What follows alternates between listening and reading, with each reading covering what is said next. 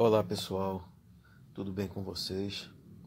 Então estamos aqui para mais uma aula, uma videoaula, aula 5 do estágio Uninter, estágio supervisionado, pesquisa aplicada em História, ok? E hoje vamos começar a falar aqui sobre expansão marítima na Idade Moderna, ok? Então vamos lá, pessoal. Começando aqui, a expansão marítima europeia foi um período compreendido entre os séculos XV e XVIII, quando alguns povos europeus partiram para explorar o oceano que os rodeava. Okay? Estas viagens deram início ao processo da revolução comercial, ao encontro de culturas diferentes e da exploração do Novo Mundo, possibilitando a interligação dos continentes. Expansão ultramarina. As primeiras grandes navegações permitiram a superação das barreiras comerciais da Idade Média, o desenvolvimento da economia mercantil e o fortalecimento da burguesia. A necessidade do europeu lançar-se ao mar resultou de uma série de fatores sociais, políticos, econômicos e tecnológicos. A Europa saía da crise do século XV, e as monarquias nacionais eram levadas a novos desafios que resultariam na expansão para outros territórios. Ok. A Europa atravessava um momento de crise, pois comprava mais que vendia. No continente europeu, a oferta era de madeira, pedras, cobre, ferro, estanho, chumbo, lã, linho, frutas, trigo, peixe e carne. Os países do Oriente, por sua vez, dispunham de açúcar, ouro, cânfora, sândalo, porcelanas, pedras preciosas, cravo, canela, pimenta, noz moscada, gengibre, ungüentos, óleos aromáticos, drogas medicinais e perfumes.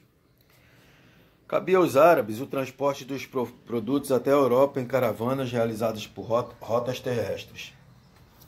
O destino eram as cidades italianas de Gênova e Veneza, que serviam como intermediárias para a venda das mercadorias ao restante do continente.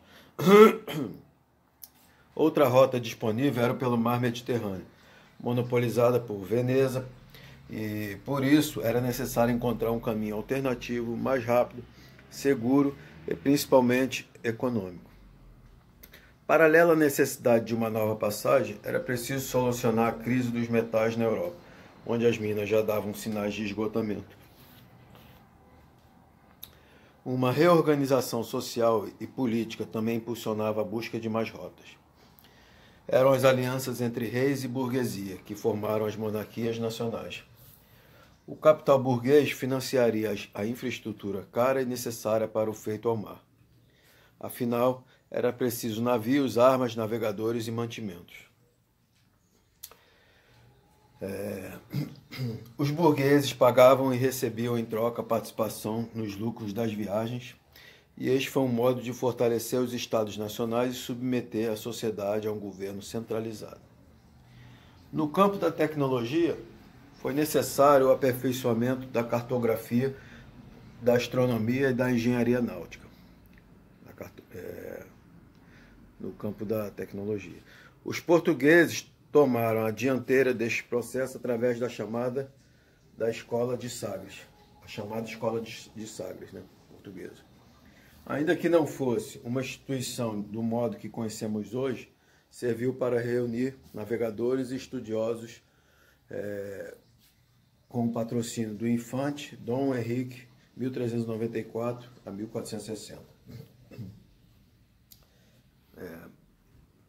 Portugal, né? Falaremos agora Portugal. A expansão marítima portuguesa começou através das conquistas na costa da África e se expandiram para os arquipélagos próximos.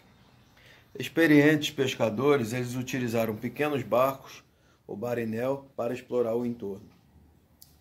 Mais tarde, desenvolveriam e construiriam as caravelas e naus a fim de poderem ir mais longe com mais segurança. A precisão náutica foi favorecida pela bússola e o astrolábio, vindos da China. A bússola já era utilizada pelos muçulmanos no século XII e tem como finalidade apontar para o norte ou para o sul, por sua vez. Por sua vez, o astrolábio, a bússola aponta para o norte ou para o sul, e por sua vez o astrolábio é utilizado para calcular as distâncias, tomando como medida a posição dos corpos celestes. Ok. Com a tecnologia desenvolvida e a necessidade econômica de explorar o oceano, os portugueses ainda somaram a vontade de levar a fé católica para outros povos. As condições políticas eram bastante favoráveis. Portugal foi a primeira nação a criar um Estado nacional associado aos interesses mercantis através da Revolução de Avis. Em paz, enquanto outras nações guerreavam, houve uma coordenação central para estimular e organizar as incursões marítimas. Estas seriam essenciais para suprir a falta de mão de obra, de produtos agrícolas e metais preciosos. O primeiro sucesso português nos mares foi a conquista de Ceuta, em 1415. Sob o pretexto de conquista religiosa contra os muçulmanos, os portugueses dominaram o porto, que era o destino de várias expedições comerciais árabes. Assim, Portugal estabeleceu-se na África, mas não foi possível interceptar as caravanas carregadas de escravos, ouro, pimenta, marfim, que paravam em Ceuta. Os árabes procuraram outras rotas e os portugueses foram obrigados a procurar novos caminhos para obter as mercadorias que tanto aspiravam. Na tentativa de chegar à Índia, os navegadores portugueses foram contornando a África e se estabelecendo na costa deste continente. Criaram feitorias fortes, portos e pontos para negociação com os nativos. A essas incursões deu o nome de Périplo Africano e tinham o objetivo de obter lucro através do comércio. Não havia o interesse em colonizar ou organizar a produção de algum produto nos locais explorados. Em 1431, os navegadores portugueses chegavam às ilhas dos Açores e mais tarde ocupariam a Madeira e Cabo Verde. O Cabo do Bojador foi atingido em 1434. Numa expedição comandada por Gil Eanes, e o comércio de escravos africanos já era uma realidade em 1460, com a retirada de pessoas do Senegal até a Serra Leoa. Foi em 1488 que os portugueses chegaram ao Cabo da Boa Esperança, sob o comando de Bartolomeu Dias, 1450 a 1500. Esse feito constituiu entre os mais importantes marcas das conquistas marítimas de Portugal, pois desta maneira se encontrou uma rota para o Oceano Índico em alternativa ao mar Mediterrâneo. Entre 1498, o navegador Vasco da Gama, que é de 1469 a 1524, conseguiu chegar a Calicut. Vasco da Gama chegou a Calicut, nas Índias, e aí estabelecer negociações com os chefes locais. Dentro deste contexto, a esquadra de Pedro Álvares Cabral, 1467 a 1520, se afasta da costa da África a fim de confirmar se havia terras por ali. Desta maneira, chega nas terras onde seria o Brasil em 1500. Falaremos agora da Espanha. A Espanha unificou grande parte do seu território com a queda de Granada, em 1492, com a derrota do último reino árabe. A primeira incursão espanhola ao mar resultou na descoberta da América pelo navegador italiano Cristóvão Colombo, 1452 a 1516. Apoiado pelos reis Fernando de Aragão e Isabela de Castela, Colombo partiu em agosto de 1492 com as caravelas Nina e Pinta e com a nau Santa Maria, rumo a oeste, chegando na América em outubro do mesmo ano. 2 anos depois, o Papa Alexandre VI aprovou o Tratado de Tordesilhas e dividia as terras descobertas e por descobrir entre os espanhóis e portugueses. Falaremos agora França. Através de uma crítica ao Tratado de Tordesilhas, feita pelo rei Francisco I, os franceses se lançaram em busca de territórios ultramarinos.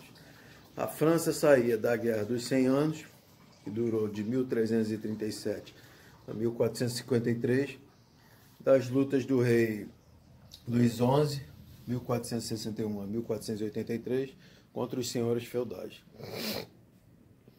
A partir de 1520, os franceses passaram a fazer expedições, chegando ao Rio de Janeiro e Maranhão, de onde foram expulsos na América do Norte, no Rio de Janeiro e no Maranhão, os franceses. Na América do Norte, chegaram à região hoje ocupada pelo Canadá e o estado da Louisiana, nos Estados Unidos. No Caribe, se estabeleceram no Haiti e na América do Sul, na Guiana.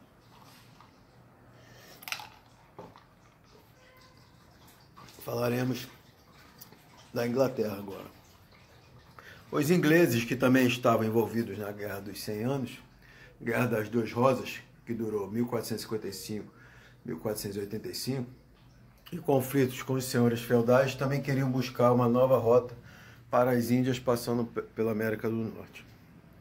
Assim, ocuparam o que hoje seriam os Estados Unidos e o Canadá. Igualmente, ocuparam ilhas no Caribe, como a Jamaica e Bahamas. Na América do Sul, se estabeleceram na atual Guiana. Os métodos empregados pelo país eram bastante agressivos, incluindo o estímulo à pirataria contra a Espanha, com a anuência da Rainha Elizabeth, 1558 a 1603. Os ingleses dominaram o tráfico de escravos para a América Espanhola e também ocuparam várias ilhas no Pacífico, colonizando as atuais Austrália e Nova Zelândia. Falaremos agora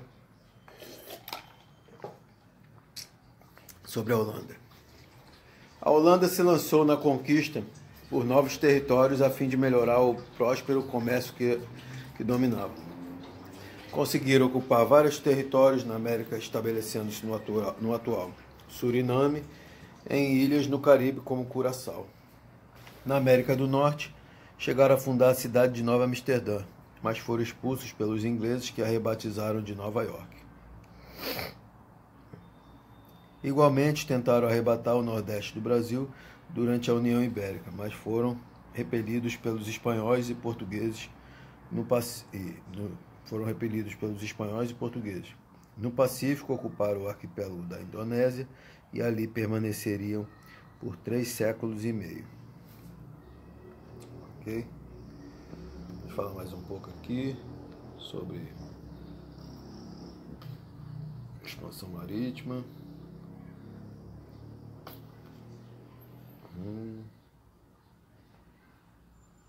Bonitinho. Vamos lá. Falar mais um pouco de expansão marítima europeia.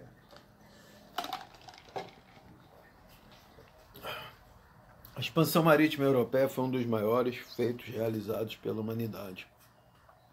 A superação dos perigos reais e imaginários e a transposição dos oceanos promoveram, a partir do século XV, uma intensa globalização. A partir do século XV, sob a liderança de portugueses e espanhóis, os europeus começam um processo de intensa globalização, a chamada expansão marítima. Este fato também ficou conhecido como as grandes navegações e tinha como principais objetivos a obtenção de riquezas, atividades comerciais, tanto pela exploração da terra, minerais e vegetais, quanto pela submissão de outros seres humanos ao trabalho escravo, indígenas e africanos. E pela pretensão de expansão territorial, pela difusão do cristianismo, catolicismo, para outras civilizações, e também o desejo de aventura e pela tentativa de superar os perigos do mar, real e imaginário. Sendo assim, preconizaremos nossa análise no desejo de aventura e superação dos perigos do mar. Será que no momento das grandes navegações os europeus acreditavam realmente que o planeta Terra tinha o formato de um quadrado? E que nos mares existiam monstros tenebrosos? Sempre que lemos sobre a expansão marítima europeia, é comum encontrarmos referência aos perigos dos mares, à inexperiência e inexatidão dos navegadores, Esses textos nos dão a impressão de que os europeus não tinham nenhum aparato técnico e tecnológico para a época, e parece-nos que, quando iriam lançar-se ao mar, estariam caminhando na escuridão, sem visão e sem destino. Quem nunca ouviu dizer ou leu sobre a chegada dos portugueses ao território do atual Brasil? Que esses queriam ir às Índias e se perderam e acabaram chegando à América. Então chegaram aqui por acaso? Primeiramente, devemos pensar como essas ideias, terra quadrada, mar tenebroso, monstros, zonas tórridas, foram surgindo no pensamento e mentalidade dos europeus no século XV. Desde a Idade Média, a Igreja Católica era detentora de enormes poderes políticos e espirituais, religiosos. Portanto, a Igreja disseminava teorias sobre as coisas naturais, humanas e espirituais para exercer prontamente o seu poder. Geralmente, aqueles que contrariavam as teorias teocêntricas da Igreja sofreriam sérias perseguições. Além do mais, o catolicismo exercia a proibição e a censura de certos livros, principalmente dos filósofos da Antiguidade Clássica, Platão, Aristóteles e Sócrates. Esta situação somente começou a mudar com o advento do renascimento urbano e comercial, permitindo outras possibilidades de leituras do mundo, das coisas naturais, humanas e espirituais. Sendo assim, o infante português Dom Henrique iniciou em Sagres, sul de Portugal, um local de estudos que reúne navegadores, cartógrafos, cosmógrafos e outras pessoas curiosas pelas viagens marítimas. Este local de estudos ficou conhecido como Escola de Sagres.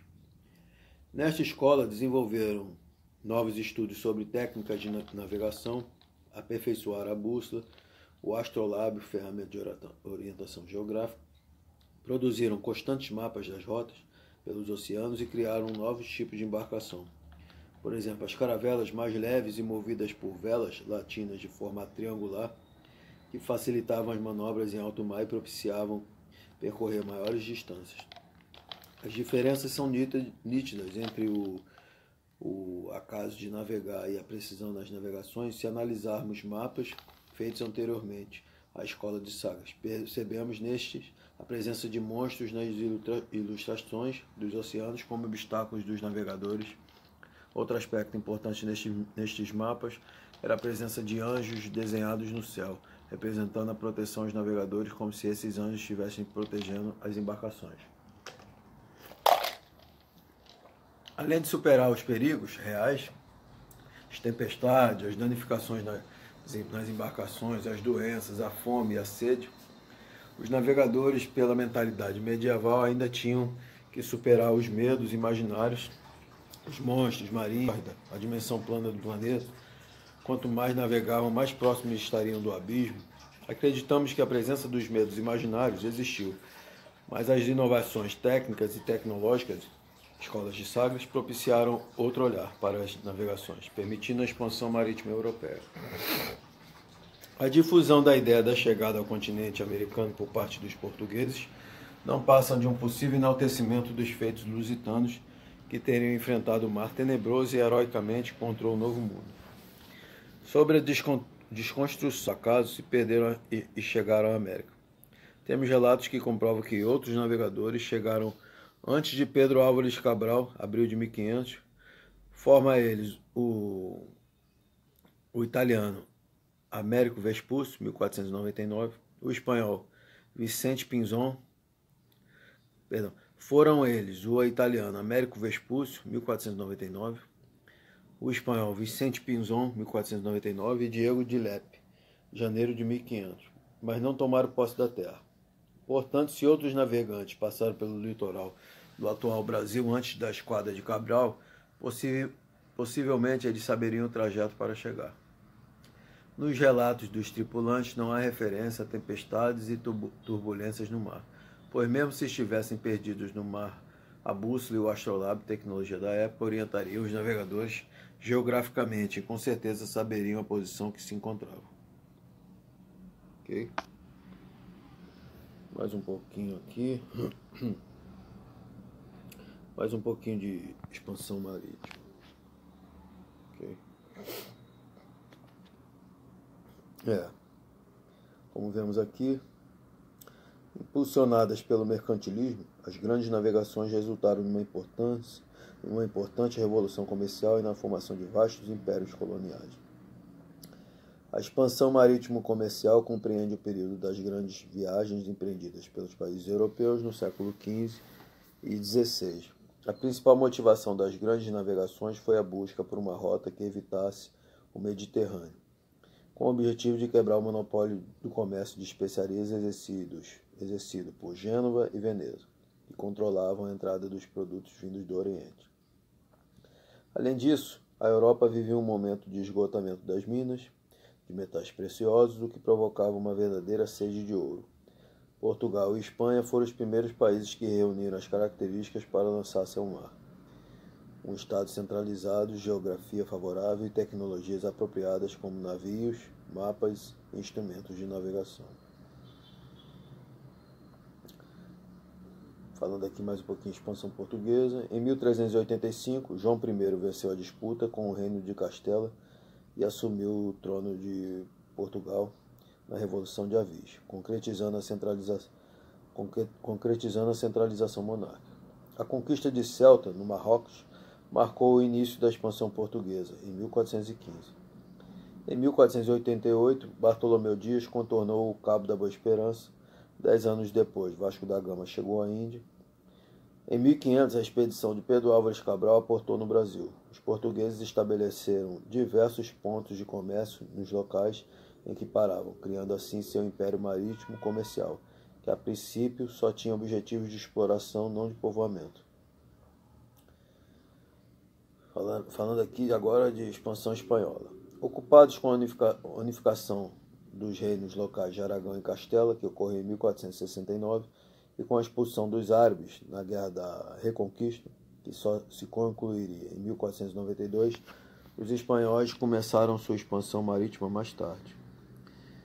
Em 1492, a Espanha aprovou o plano de Cristóvão Colombo de chegar ao Oriente indo rumo ao Ocidente.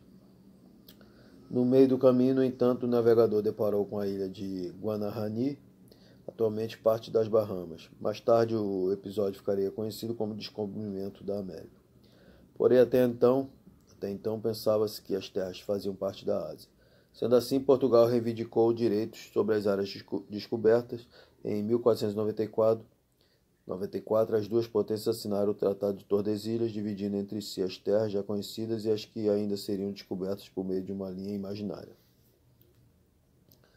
Apenas nos primeiros anos do século XVI, a existência do novo continente seria confirmada pelo navegador florentino a serviço da Espanha, Américo Vespúcio. Formas de colonização. Após a chegada de Colombo, as potências ultramarinas começaram a se instalar na América e exploraram intensamente os nativos e quase a totalidade das terras durante cerca de 3 séculos, o que resultou em um vigoroso fluxo de riquezas para a Europa. As colônias europeias dividiam-se de maneira geral em 2 tipos: colônias de exploração, voltadas para o abastecimento do mercado europeu, caracterizavam-se pela grande propriedade, pela monocultura e pelo trabalho escravo. Além da agricultura, praticava-se intensa extração de metais. Nessas regiões valia o Pacto Colonial, segundo o qual a colônia só podia vender sua produção à metrópole, a preços reduzidos, e dela importar aquilo que se precisasse com altos valores. Esse era o tipo de colonização empregado pela Inglaterra, na porção sul de sua colônia, e por Espanha e Portugal. Tinha também as colônias de povoamento. Foi implementado na parte norte da colônia inglesa, onde o clima não permitia o cultivo de itens diferentes dos plantados na Europa. A produção era voltada para o consumo interno, com o predomínio de pequenas propriedades, policultura e mão de obra familiar. Espanhóis. A colonização espanhola teve início com a ocupação das ilhas do Caribe em 1531. O México foi dominado e a população asteca devastada. No Peru, a conquista do Império Inca começou em 1532. No fim do século XVI, a Espanha já havia tomado posse da maior parte de sua colônia americana. Os nativos foram exterminados por doenças e guerras ou obrigados a servir como mão de obra. Para organizar a exploração, a Espanha criou a casa de contratação e controlava o comércio entre Espanha e América, e punia quem tentasse burlar o monopólio. A terra foi dividida em 4 vice-reinos: Nova Espanha, Nova Granada, Peru e Rio da Prata, em capitanias. As principais eram as de Cuba, Flórida, Guatemala, Venezuela e Chile. A principal atividade econômica era a extração de metais preciosos, principalmente no Peru e no México. A mão de obra indígena era explorada por meio da mita, regime de trabalho forçado que durava 4 meses ao ano.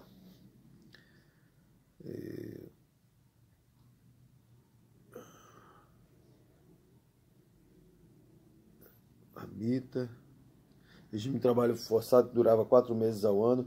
A prática também era aplicada à agricultura, que recebia o nome de encomenda. A encomenda.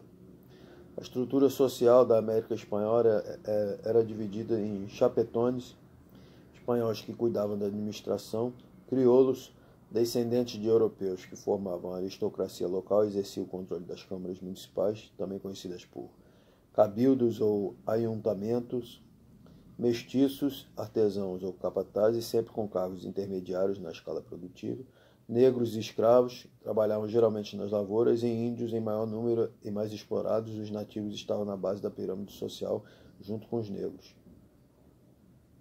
Certo? O clero católico foi para a América, condenava a exploração dos índios, e para amenizar o sofrimento indígena, os eclesiásticos criaram as reduções, espaços nos quais os nativos eram catequizados, alfabetizados e se dedicavam à agricultura. Quanto ao escravo negro, a igreja pouco se manifestou. Falando agora mais um pouco sobre ingleses, franceses e holandeses. No século XVII, os ingleses decidiram ocupar o vazio deixado na América do Norte pelos espanhóis, a quem a terra pertencia, segundo o Tratado de Tordesilhas. Para iniciar sua colonização na América, a Inglaterra criou a Companhia de Plymouth para cuidar do Norte, e a Companhia de Londres, responsável pelo Sul. Ao todo, foram fundadas 13 colônias ao longo da costa. O norte foi habitado por refugiados políticos e religiosos, protestantes calvinistas. Alguma atividade manufatureira era tolerada pela metrópole na região, que cresceu economicamente e passou a escoar o excedente para os mercados do sul. Mais tarde, criou-se o comércio triangular. Mercadores da colônia fabricavam rum, que era trocado por escravos na África. Estes, por sua vez, eram vendidos no Caribe e nas colônias do Sul. Nestas últimas, foi implantado um esquema de monocultura algodoeira destinado à exportação com o uso de mão de obra escrava trazida da África. França e Holanda também marcaram presença na América, colonizando parte das Guianas e das ilhas do Caribe. Ambas também ocuparam, durante determinado tempo, terras brasileiras. A França ainda fundou na América do Norte, Quebec e Montreal, atualmente no Canadá. Consequências. Além de resultar na descoberta de novas terras e rotas comerciais e na formação de enormes impérios coloniais, as grandes navegações alteraram profundamente a sociedade europeia. O Velho Mundo se tornou o centro de um comércio que interligava 4 continentes. A diversificação dos produtos e o aumento dos valores negociados proporcionaram um enriquecimento maciço das burguesias.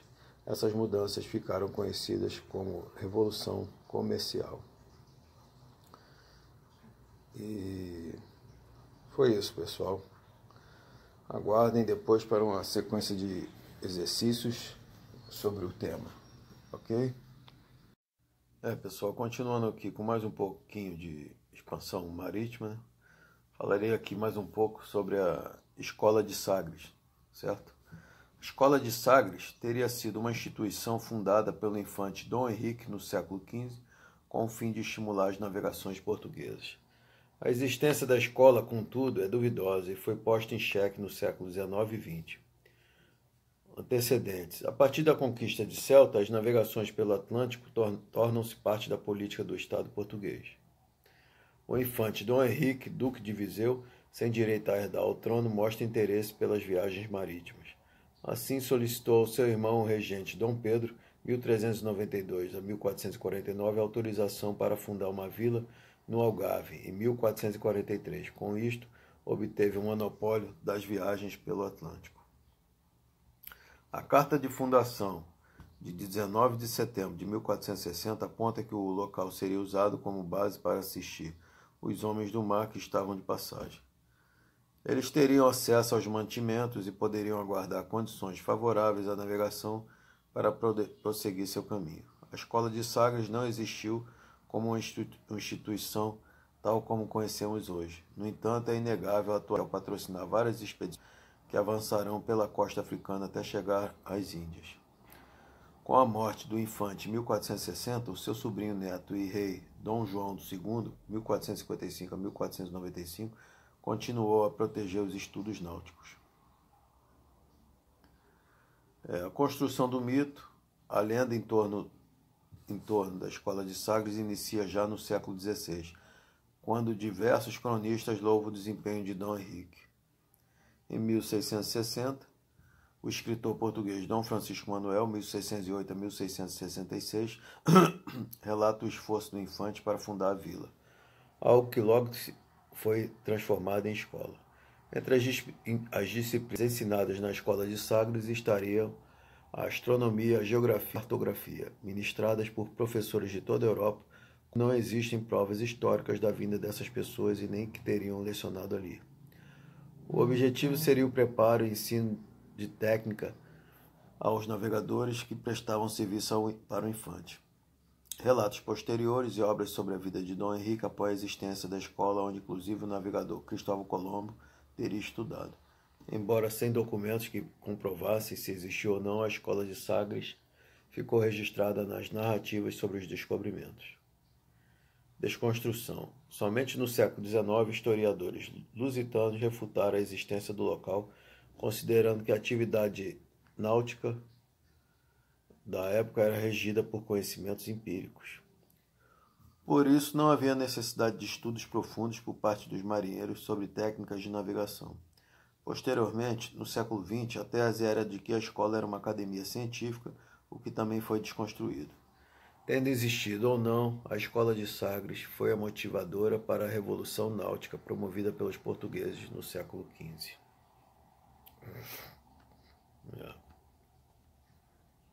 Interessante essa parte sobre a escola de Sagres, certo? Então é isso, pessoal. Vamos entrar em seguida com os exercícios de fixação. Um abraço. Então, pessoal, falando mais aqui um pouquinho sobre expansão marítima, né? Então, expansão marítima foi um marco importante na história do mundo, pois a partir dela novas terras foram exploradas. Além disso, novas técnicas e tecnologias foram desenvolvidas e auxiliaram nas grandes navegações. A expansão marítima é considerada um dos maiores acontecimentos históricos ocorridos.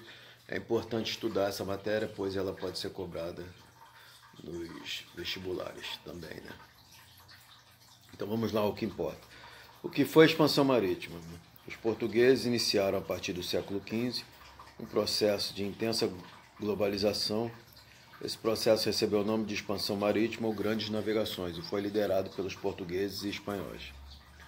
Os principais objetivos da expansão marítima eram obter riqueza, atividades comerciais, explorar terras, minerais e vegetais, trabalho escravo, indígenas e africanos, expansão territorial, difusão do cristianismo para outras civilizações. Entender quais eram os objetivos dessa expansão vai te ajudar na hora de responder os exercícios sobre essa expansão marítima, entendeu? Não se ensinava que a terra era plana, nem que haviam monstros nos mares. Ainda assim, as viagens eram temidas e perigosíssimas. Afinal, o mar é perigoso e não se sabia quanto tempo de viagem seria necessário para se chegar ao outro lado. Os navegadores já sabiam que a terra era redonda, por causa da sombra projetada na Lua e por outros cálculos. Eles sabiam que iriam contornar o planeta, mas não sabiam quanto tempo levariam, quantos mantimentos seriam necessários e nem quais águas ou tempos os aguardavam. Neste período, os jesuítas já se espalhavam pela Europa e pelo Oriente. Eram homens sábios e intelectuais, e inclusive homens de muita ciência, pois sabiam que o estudo da razão não contrariava a fé. Eles tiveram coragem de enfrentar o mar por causa de Cristo. Não é à toa que as caravelas portuguesas tinham nas velas a cruz, símbolo da ordem de Cristo. Nas faculdades católicas de Portugal já se encontravam a cultura do desenvolvimento científico desde a Idade Média, que foi um período de muito avanço, não de trevas, como se costuma dizer. A escola de Sagres, mito ou realidade? Ouvimos muitas vezes que os estudos que permitiram que a expansão marítima acontecesse foram realizados nas cidades de Sagres. Dizia-se que nesta cidade foi fundada uma escola pelo infante Dom Henrique, um dos filhos do rei João I. Porém, a existência de uma escola náutica nesta cidade é controversa. A maioria dos historiadores aponta que a escola de Sagres é um mito criado no século XVI. Na verdade, ali foi fundada apenas uma vila que dava apoio aos navegadores com mantimentos. As viagens eram realizadas com conhecimentos empíricos sem a necessidade de institutos de ensino. Mas não significava que a figura de Dom Henrique não foi importante para a expansão marítima. Ele estimulou e financiou diversas viagens, sendo corresponsável por uma série de descobrimentos feitos pelos navegadores portugueses. Então vamos aos exercícios. Primeiro exercício, questão 1. As grandes mudanças que se verificam na arte náutica durante a segunda metade do século XV levam a crer na possibilidade de chegar-se contornando o continente africano às terras do Oriente. Não se pode afirmar, contudo, que a ambição de atingir por via marítima esses países de fábula presidissem as navegações do período henriquino, animada por objetivos estritamente mercantis. Com a expedição de Antão Gonçalves, inicia-se em 1441 o tráfico negreiro para o reino. Da mesma viagem procede o primeiro ouro em pó, ainda que escasso, resgatado naquelas partes. O marfim, cujo comércio se achava até então em mãos de mercadores árabes, começam a transportá-lo os barcos lusitanos, por volta de 1447. Então, assinale a alternativa que melhor resume o conteúdo do trecho acima. Letra A. A descoberta do continente americano por espanhóis e depois por portugueses revela o grande anseio dos navegadores ibéricos por chegar às riquezas do Oriente através de uma rota pelo Ocidente. Letra B. Os portugueses logo abandonaram as viagens de descoberta para o Oriente através do Atlântico, visto que lhes bastavam as riquezas alcançadas na África, ou seja, ouro e marfim e escravos. Letra C. Embora a descoberta de uma rota africana para o Oriente fosse para os portugueses algo cada vez mais realizável em razão dos avanços técnicos, foi a exploração comercial da costa africana o que, de fato, impulsionou as viagens do período. Letra D. As navegações portuguesas à época de Dom Henrique eram motivadas, acima de tudo, pelo exotismo fabuloso do Oriente. Secundariamente, contudo, dedicavam-se os portugueses ao comércio de escravos, ouro e marfim, sobretudo na costa africana. E letra E. Durante o período henriquino, os grandes aperfeiçoamentos técnicos da arte náutica permitiram aos portugueses chegar ao Oriente contornando o continente africano. Qual seria a correta? Letra C. Embora a descoberta de uma rota africana para o Oriente fosse para os portugueses algo cada vez mais realizável em razão dos avanços técnicos, foi a exploração comercial da costa africana o que de fato impulsionou as viagens do período. Questão 2. Sem dúvida, a atração para o mar foi incentivada pela posição geográfica do país, próximo às ilhas do Atlântico e à costa da África. Dada a tecnologia da época, era importante contar com concorrentes marítimas favoráveis, e elas começavam exatamente nos portos portugueses. Mas há outros fatores da história portuguesa tão ou mais importantes.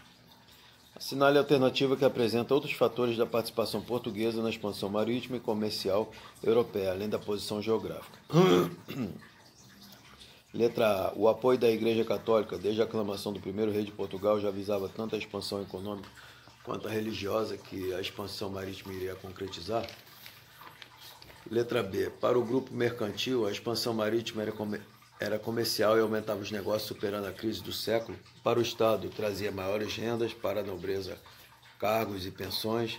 Para a Igreja Católica, maior cristianização dos povos bárbaros. Letra C. O pioneirismo português deve-se mais ao atraso dos seus rivais envolvidos em disputas dinásticas do que a fatores próprios do processo histórico, econômico, político e social de Portugal. Letra D. Desde o seu início, a expansão marítima, embora contasse com apoio entusiasmado do grupo mercantil, recebeu o combate dos proprietários agrícolas para que quem os dispêndios com o comércio eram perdulares. Letra E. Ao liderar a arraia miúda na Revolução de Avis, a burguesia manteve a independência de Portugal, centralizou o poder e impôs ao Estado o seu interesse específico na expansão. Qual seria a correta? Então, assinale a alternativa que apresenta outros fatores da participação portuguesa na expansão marítima e comercial europeia, além da posição geográfica. Letra B. Para o grupo mercantil, a expansão marítima era comercial e aumentava os negócios, superando a crise do século. Para o Estado, trazia maiores rendas. Para a nobreza, cargos e pensões. Para a Igreja Católica, maior cristianização dos povos bárbaros. Okay? Terceira questão. Para compreender a expansão marítima nos séculos XV e XVI, é necessário considerar a importância da cartografia. Sobre o tema, é correto afirmar que os cartógrafos representaram o mundo. Letra A. Ignorando a geografia medieval e as crenças na existência de monstros marinhos e de correntes de ventos nos oceanos. Letra B. Valendo-se de conhecimentos acumulados e transmitidos por meio da filosofia, da astronomia e da experiência concreta. Letra C. Confirmando os conhecimentos estáticos sobre o planeta, resultantes da observação direta dos espaços desconhecidos. Letra D. Desconhecendo o valor político de sua arte de cartografar para os rumos da rivalidade castelhano-portuguesa. E letra E. Anotando nos mapas pontos geográficos, longitudes e latitudes com exímia precisão em função dos eficazes instrumentos de navegação. Então, qual seria a correta? Letra B.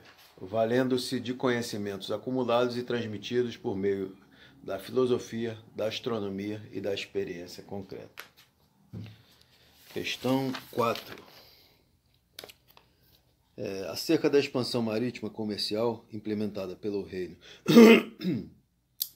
português, podemos afirmar que a conquista de Ceuta marcou o início da expansão a possibilitar a acumulação de riquezas para a manutenção de um empreendimento. B. A conquista da Baía de Arguim permitiu a Portugal montar uma feitoria e manter o controle sobre a importantíssima rota comercial intra-africana. C. A instalação da feitoria de São Paulo de Luanda possibilitou a montagem de grande rede de abastecimento de escravos para o mercado europeu. D. O domínio português de Piro e Sidom e, consequentemente, o monopólio de especiarias do Oriente Próximo tornaram desinteressante a conquista da Índia.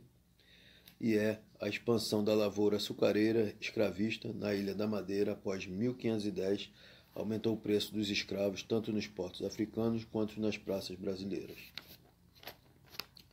Qual seria a correta? Letra A. A conquista de Ceuta marcou o início da expansão, a possibilitar a acumulação de riquezas para a manutenção do empreendimento. Questão 5. No processo de expansão mercantil europeu dos séculos XV e XVI, Portugal teve importante papel, chegando a exercer durante algum tempo a supremacia comercial na Europa. Todavia, em meio da aparente prosperidade, a nação empobrecia. Podiam os empreendimentos da coroa ser de vantagem para alguns particulares. Ao analisarmos o processo de expansão mercantil de Portugal, concluímos que a falta de unidade política e territorial em Portugal determinava a fragilidade econômica interna.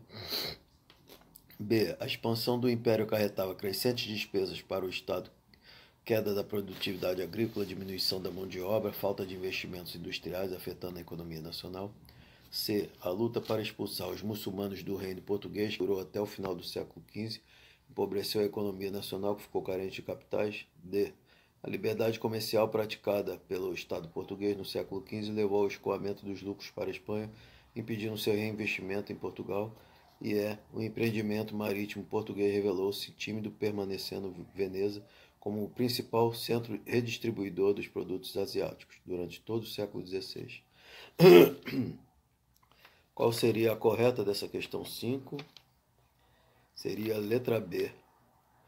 A expansão do império, crescentes despesas para o Estado, queda da produtividade agrícola, diminuição da mão de obra, falta de investimentos industriais afetando a economia nacional.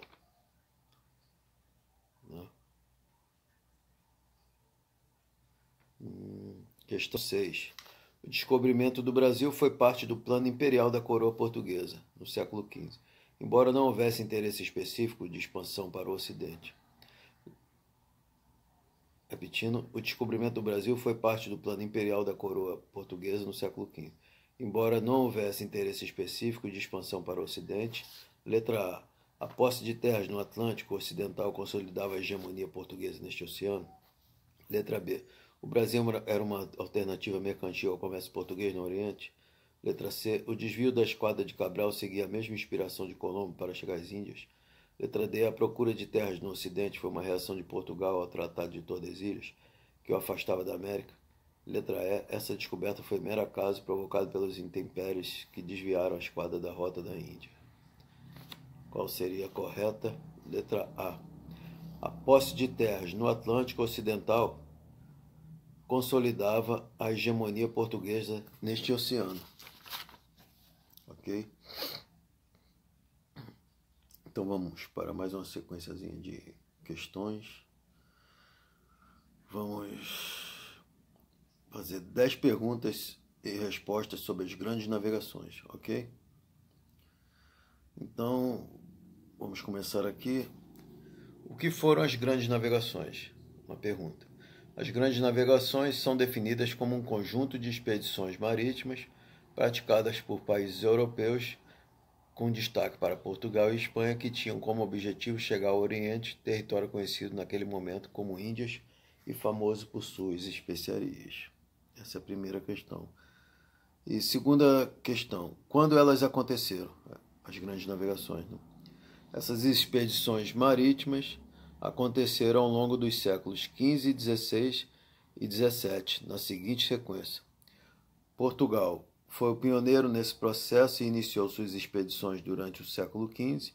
Espanha começaram a navegar no século XV, mas desenvolveram o trabalho principalmente durante o século XVI. E expansões marítimas tardias. Países como Holanda e Inglaterra, por exemplo, começaram suas expedições durante o século XVII. É importante lembrar que este fator negativo não impediu a Holanda, como União Ibérica, de colonizar o Brasil. Terceira questão. Qual era o contexto histórico das grandes navegações? Esse momento é marcado por muitas transformações importantes no campo econômico, intelectual, cultural e na área religiosa. Vamos entender cada um deles. Contexto econômico. As grandes navegações aconteceram exatamente no momento da decadência do feudalismo, como modo de produção e da ascensão do sistema capitalista. No contexto cultural, em relação ao campo da cultura, nós temos uma verdadeira revolução chamada Renascimento Cultural. No contexto religioso, nesse momento, a Igreja Católica está perdendo muitos adeptos por conta da Reforma Protestante, com o luteranismo, anglicanismo e calvinismo em evidência. Questão 4. Quais foram os fatores de causa das grandes navegações? Ok, mas qual era a motivação que levava alguém a deixar sua casa e sua segurança para navegar por mares perigosos? Fique tranquilo, é exatamente isso que vamos te responder. A burguesia europeia tem grande responsabilidade nesse processo. Com a ascensão desse grupo social, eles não tinham o mesmo status que a nobreza. Porém, queriam consumir e ostentar os mesmos produtos. A grande busca pelas especiarias provocou uma alta nos preços. Tudo isso gerou um grande desconforto na burguesia, onde as cidades italianas cobravam um preço muito alto porque contavam com o monopólio pela rota comercial do Mediterrâneo. A saída, então, foi buscar uma rota marítima alternativa que permitisse o acesso direto às especiarias. Outro ponto muito relevante nessa decisão foi a escassez de ouro e prata na Europa. Não se esqueça que uma das características do mercantilismo era o metalismo, que consiste na ideia de que a riqueza de uma nação é determinada pela quantidade de ouro e prata que essa nação consegue acumular. Além disso, precisamos destacar a influência das ideias renascentistas durante esse período, a influência das ideias renascentistas, e durante esse período aconteceu uma mudança na mentalidade do homem europeu, principalmente pelo antropocentrismo, o homem como centro de tudo, né? Centro da preocupação do próprio homem, e do racionalismo, que foi um combustível para desenvolver as ciências como a geografia, confecção de mapas, bússolas e construção naval. Questão 5. Qual o interesse da Igreja Católica na expansão marítima?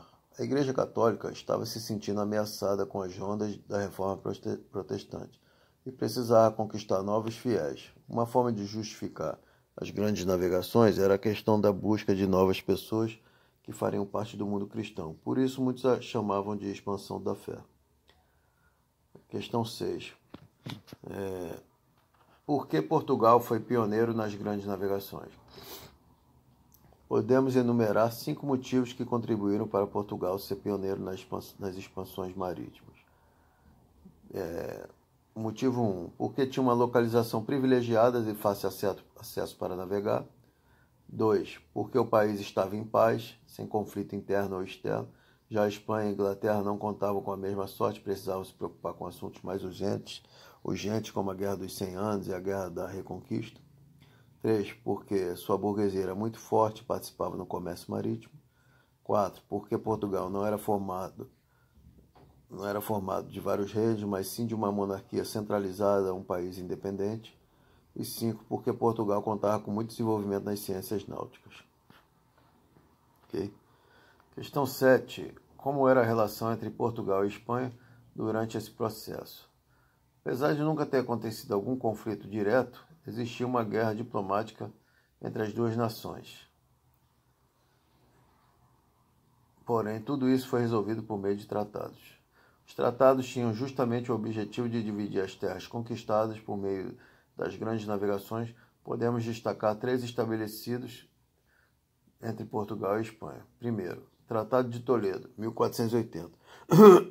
Ele dizia que a partir daquele ano as Ilhas Canárias ficariam com a Espanha, enquanto Portugal teria o direito de monopolizar o comércio e a navegação no litoral da África do Sul. Segundo Tratado de Tordesilhas, de 1494. Ele determinava a criação de uma linha imaginária para dividir as terras da América. Ela ficou a 370 léguas a oeste de Cabo Verde. A Espanha ficou com as terras a oeste dessa linha e Portugal com as terras a leste. Terceiro, Tratado de Saragoça, 1529. Ele determinava a criação de uma linha imaginária para dividir as terras do Oriente. A referência nesse caso seriam as Ilhas Molucas. Questão 8. Quais eram as especiarias das Índias mais valorizadas nas grandes navegações? As principais especiarias valorizadas no momento de expansão marítima são cravo, açafrão, pimenta, gengibre, cardamomo, noz moscada, canela e ervas aromáticas. Ervas aromáticas como alecrim, louro, manjericão, entre outros. 9. Quais foram as consequências das grandes navegações? Chegou a hora de entender quais foram as consequências disso tudo. As grandes navegações geraram uma mudança no eixo econômico europeu capitalista da região do Mediterrâneo para o Atlântico. Como comentamos brevemente durante o nosso resumo, outro ponto importante foi o desenvolvimento do mercantilismo, que será intensificado graças à colonização de novos territórios. O colonialismo também será uma das consequências das grandes expedições, em especial a da América. Foi nesse momento também que aconteceu a introdução do trabalho escravo e tráfico negreiro, principalmente por parte de Portugal.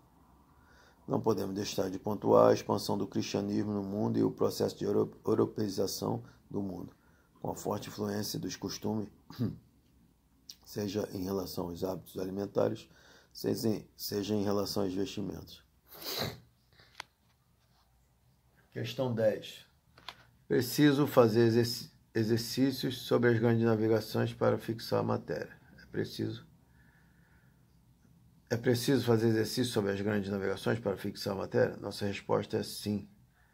Apesar de ler o conteúdo e assistir e ouvir as aulas, é muito bom para você compreender esse processo. Ok? Então, ouça Ouça esses exercícios de fixação e aproveite. Acho que tem mais uma sequenciazinha aqui, deixa eu ver, para vocês. Acho que tem uma última sequência aqui. Então, questão 1, uma última sequência. A expansão marítima e comercial empreendida pelos portugueses no século XV e XVI está ligada a. Aos interesses mercantilistas voltados para as especiarias do Oriente, responsáveis inclusive pela não exploração do ouro e do marfim africano, encontrada ainda no século XV. B. A tradição marítima lusitana direcionada para o mar Oceano Atlântico em busca de ilhas fabulosas e grandes tesouros. C. A existência de planos meticulosos traçados pelos sábios da escola de Sagres, que previam poder alcançar o Oriente navegando para o Ocidente. D. As diversas casualidades que, aliadas aos conhecimentos geográficos muçulmanos, permitiram avançar sempre para o sul e assim atingir as Índias. Letra E. Ao caráter sistemático que assumiu a empresa mercantil explorando o litoral africano, mas sempre em busca da passagem que levaria às Índias. A resposta seria letra E. Ao caráter sistemático que assumiu a empresa mercantil explorando o litoral africano, mas sempre em busca da passagem que levaria às Índias. Observando o processo de desenvolvimento da expansão marítima portuguesa, notamos que o mercantilismo português se sustentou em uma classe de comerciantes interessados nesse tipo de atividade econômica. Nesse âmbito, destacamos particularmente o desejo dos portugueses em estabelecer uma rota de navegação até as Índias que fosse consolidada através da circunnavegação do continente africano. Questão 2. Foi fator relevante para o pioneirismo português na expansão marítima e comercial europeia dos séculos XV e XVI. Letra A. A precoce centralização política, somada à existência de um grupo mercantil interessado na expansão e à presença de técnicos e sábios, inclusive estrangeiros. Letra B. A posição geográfica de Portugal na entrada do Mediterrâneo, voltada para o Atlântico e próximo do norte da África, sem a qual todas as demais vantagens seriam nulas. C. O poder da nobreza portuguesa inibindo a influência retrógrada da Igreja Católica que combatia os avanços científicos e tecnológicos como intervenções pecaminosas nos domínios de Deus. D. A descentralização político-administrativa do Estado português, possibilitando a contribuição de cada setor público e social na organização estratégica da expansão marítima.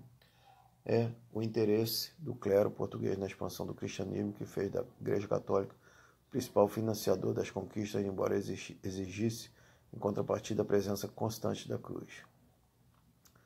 Então, a questão 2 ficou letra A.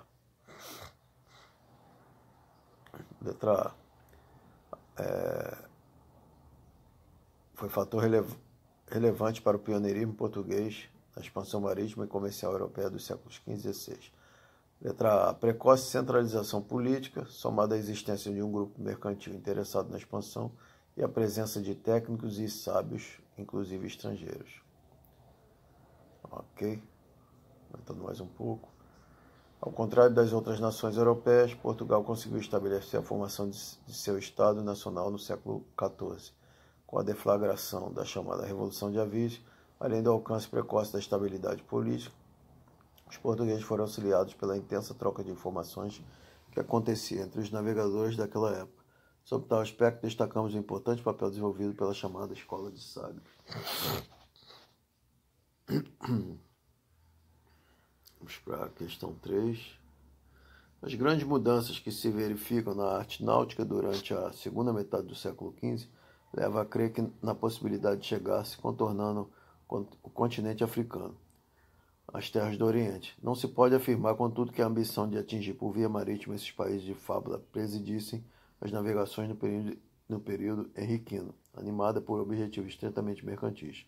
Com a expedição de Antão Gonçalves, inicia-se em 1441 o tráfico negreiro para o reino. Da mesma viagem procede o primeiro ouro em pó, ainda que escasso, resgatado naquelas partes, o marfim cujo comércio se achava até então em mãos de mercadores árabes, começa a transportá-lo os barcos lusitanos por volta de 1447. Assinale a alternativa que melhor resume o conteúdo do trecho acima. falar logo essa resposta, porque essa questão já apareceu no exercício antes. Então a questão 3 é letra C. Embora a descoberta de uma rota africana para o Oriente fosse para os portugueses algo cada vez mais realizável em razão dos avanços técnicos, foi a exploração comercial da costa africana o que de fato impulsionou as viagens do período.